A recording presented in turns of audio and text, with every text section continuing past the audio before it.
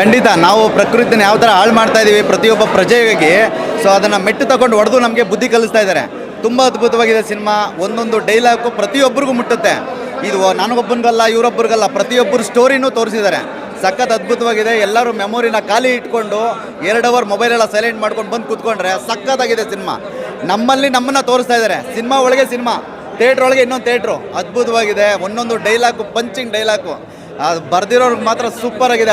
Uppi sir ಸಕ್ಕತ್ತಾಗಿ ಬರ್ದಿದ್ರೆ ಒಂದೊಂದು dialogue. ನಿಮ್ಮ direction ಇದಕ್ಕೆ ಇಷ್ಟ. ಅದಕ್ಕೆ ನೋಡಿ ಫ್ಯಾನ್ಸು 34 ಥಿಯೇಟ್ರಲ್ಲಿ ರಿಲೀಸ್ ಮಾಡಿದ್ದಾರೆ ಫ್ಯಾನ್ಸು. ಪ್ರಪಂಚದಲ್ಲಿ ಇದೊಂದು ರೆಕಾರ್ಡು. ಈ ಸಿನಿಮಾ ಇದೆ, ಇನ್ನೂ ಒಂದು ರೆಕಾರ್ಡು. ಎಲ್ಲ ಸಖತ್ತಾಗಿದೆ. ಬಂದು ನೋಡಿ. ಇಂಟರ್ವಲ್ ಮುಗೀತು, ನಾವು ಹೋಗ್ತಾ ಇದೀವಿ. ಕ್ಲೈಮ್ಯಾಕ್ಸ್ ನೋಡಬೇಕು. ಬಾಯ್ ಬಾಯ್.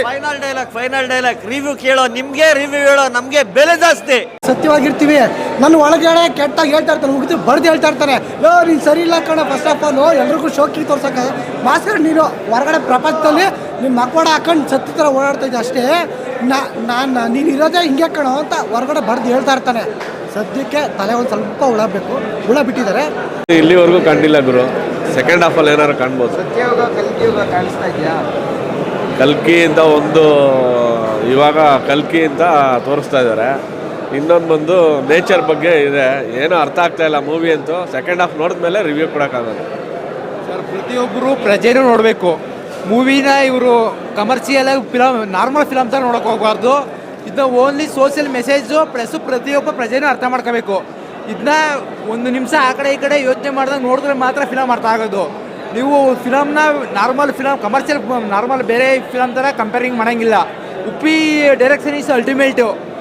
ಓನ್ಲಿ ಅರ್ಧ ನೋಡಿ ಮೊದಲು ತಲೆನೇ ನೋಡಬೇಕು, ಯೋಚನೆ ಮಾಡಿ. ಪ್ರತಿಯೊಬ್ಬ ಪ್ರಜೆ ನೋಡಬೇಕು ಅದನ್ನ. ಯಾರೂ ಇಡೀ ಸೋಷಿಯಲ್ ರಾಜಕೀಯ ವ್ಯಕ್ತಿಗಳು ಪ್ರತಿಯೊಬ್ಬ ಪ್ರಜೆ ಆಲ್ ಓವರ್ ವರ್ಲ್ಡಲ್ಲಿ ನೋಡಬೇಕು ಈ ಮೂವಿನ.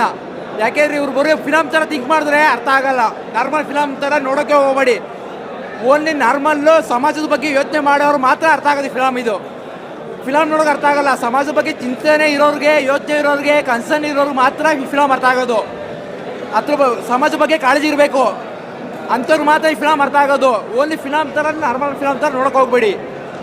ಸೋಷಿಯಲ್ ಅವೇರೆನ್ಸ್ ಇದ್ದವ್ರು ಮಾತ್ರ ಅರ್ಥ ಮಾಡ್ಕೊಳ್ಳಿ ಫಿಲಮ್ನ. ಪ್ರತಿಯೊಬ್ಬ ಪ್ರಜೆ ನೋಡಲೇಬೇಕು ಈ ಫಿಲಮ್. ಅಂತ ಸೋಷಿಯಲ್ ಮೆಸೇಜ್ ಇರೋ ಮೂವಿ.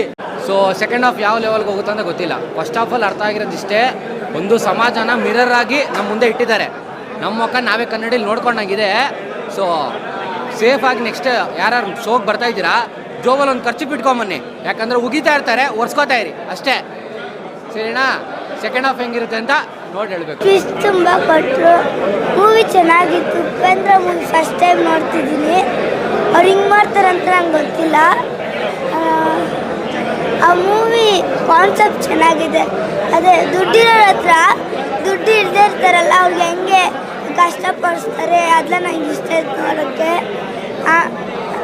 ಚೆನ್ನಾಗಿತ್ತು. ಅದ್ರ ಈ ಜನ್ರೇಷನಲ್ಲಿ ನಾವು ಹೇಗಿದ್ದೀವಿ 2040 ಈ ಇದರಲ್ಲಿ ನಾವು ಮುಂದಕ್ಕೆ ಹೆಂಗೆ ಹೋಗ್ತೀವಿ, ನಾವು ಏನಂತ ನಮಗೆ ಗೊತ್ತಾಗೋಕ್ಕೆ ಓಡಾಡಿಸ್ತಿದ್ದಾರೆ ಅವರು. ನಾವು ಈಗ ಏನು ಓಟ್ ಹಾಕ್ತಿದ್ದೀವಿ, ಏನು ಪೊಲಿಟಿಕ್ಸ್ ಇದ್ದಾರೆ, ಅವರಿಗೆ ನಾವು ಯಾವ ಥರ ಅಕ್ವೈರ್ಮೆಂಟ್, ಅವ್ರಿಗೆ ಹೆಂಗೆ ಇಷ್ಟಪಡೋ ಥರ ಮಾತಾಡ್ತಿದ್ದಾರೆ ಅವ್ರಿಗೆ ಗೊತ್ತಾಗ್ತಿದೆ. ಇವಾಗ ನಾವು ಉಪೇಂದ್ರ ಸರ್ ಬಗ್ಗೆ ಏನು ನಮಗೆ ತಿಳಿಸ್ತಾ ಇರೋದು ಏನಂದರೆ, ನಾವು ಈ ಜನ್ರೇಷನಲ್ಲಿ ನಾವು ಹೇಗೆ ಯೋಚನೆ ಮಾಡ್ತಿದ್ದೀವಿ ಜನರು. ಇವಾಗ ನಾರ್ಮಲ್ ಪೀಪಲ್ಸ್ ಹೆಂಗೆ ಯೋಚನೆ ಮಾಡ್ತಿದ್ದಾರೆ, ರಿಚ್ ಪೀಪಲ್ಸ್ ಹೆಂಗೆ ಯೋಚನೆ ಮಾಡ್ತಿದ್ದಾರೆ, ಆ ಥರ ಆ ಜನ್ರೇಷನಲ್ಲಿ ತೋರಿಸಿದ್ದಾರೆ. ಫಸ್ಟ್ ಹಾಫಲ್ಲಿ ಇಷ್ಟೇ ತಿಳಿಸಿರೋದು. ಸೆಕೆಂಡ್ ಹಾಫಲ್ಲಿ ನೋಡಿದರೆ ಮುಂದೆ ಗೊತ್ತಾಗುತ್ತೆ.